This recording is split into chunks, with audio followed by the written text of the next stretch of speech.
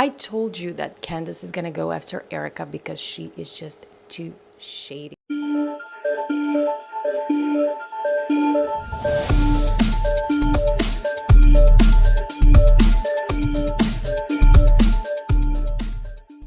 Hi guys, welcome back to my channel. So I guess we're back at it again because Candace Owens just dropped a new bombshell. She mentioned Erika Kirk again, which I knew she was gonna do because Erika Kirk is just too shady and Candace knows it. So Candace invited a former US Army by the name of Mitch. Mitch said that he saw two individuals at Fort Vuka the night before a major event.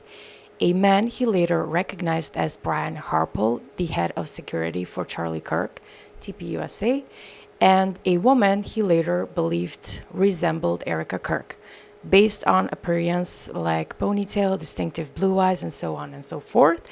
And he placed his confidence at 95 to 99%, but this is his personal identification and not independently verified, which Candace said it herself that she cannot verify that this guy saw this exact thing. She was able to verify that he was there on those days, but she clearly can't say for sure that he saw what he saw. Let's learn more about Mitch. Mitch is a former US Army, and at 20 years old, he was deployed to the southern border. He was tasked with installing ground sensors near Douglas, Arizona, and these sensors began triggering quote-unquote glitch signals, and that's when Mitch realized that they're not glitches but subterranean movement. He helps triangulate the signals, and he discovers that this is actually the largest cartel tunnel found at that time. The tunnel had been operational for months, and people were moving massive quantities of drugs. It required, obviously, inside cooperation. Photos recovered from the Mexican side allegedly showed U.S. and military personnel involved. This suggests official corruption. Instead of being rewarded for this discovery, Mitch was silenced and he was placed under a long-term gag order. His identity is allegedly leaked, which has put him and his family at risk.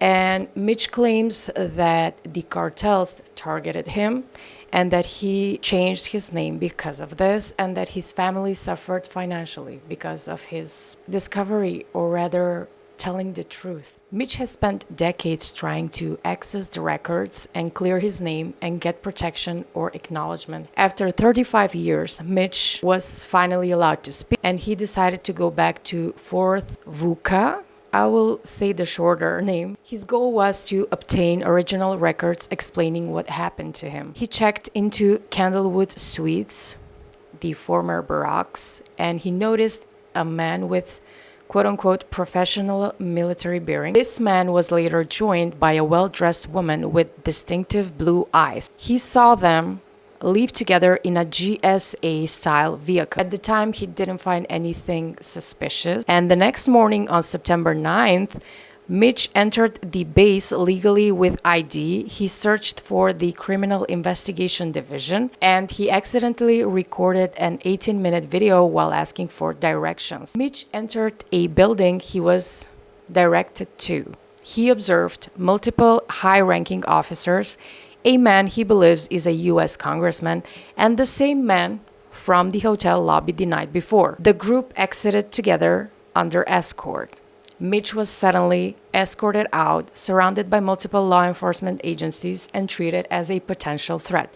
So they didn't want him to see who was exiting the building, and his car was searched. He was questioned for hours, and he kept hearing this 24-hour concern being repeated by those people, and he was never given the records that he asked for. Mitch finally left the base. He flew out to Arizona, and while traveling, news broke involving Charlie Kirk's security.